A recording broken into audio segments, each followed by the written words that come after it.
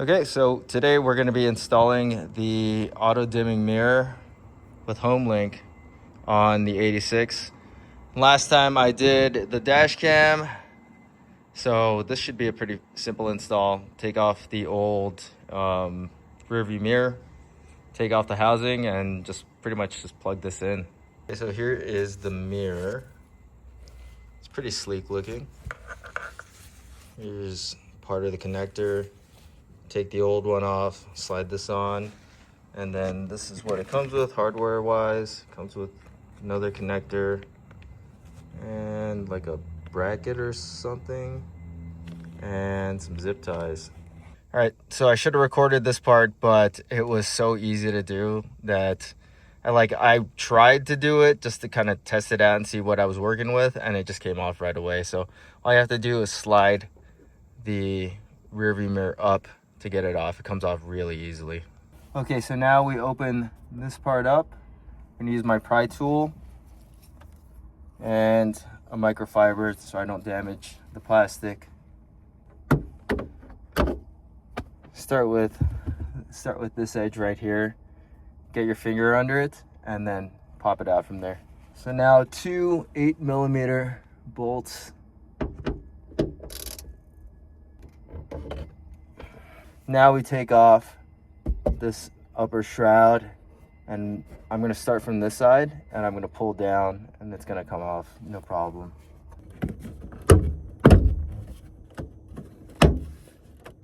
Easy as that, and then just work the clips back. So this is what we're plugging into.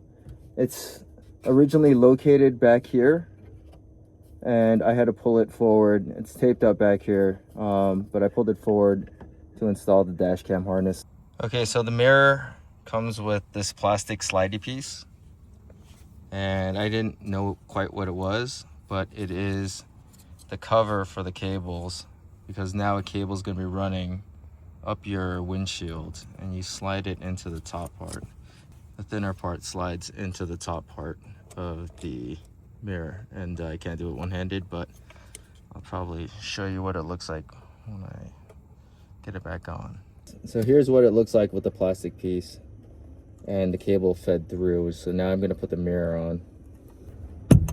Oh, there we go. It's a little bit of forcing it back on, but tilting the mirror down to kind of get it out of the way. Probably the best way to do it. So now this stays. Plastic piece is going to stay. This isn't fixed anyhow, but when I have the shroud back on, it should hold it in place. So now I take the little harness that they gave me. I've already plugged it in to the dash cam harness, and now I put it in, connect it.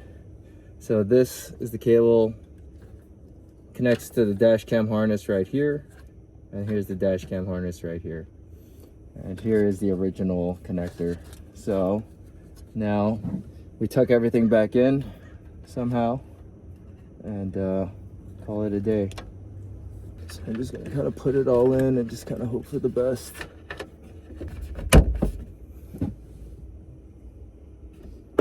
Just make sure it's in that channel.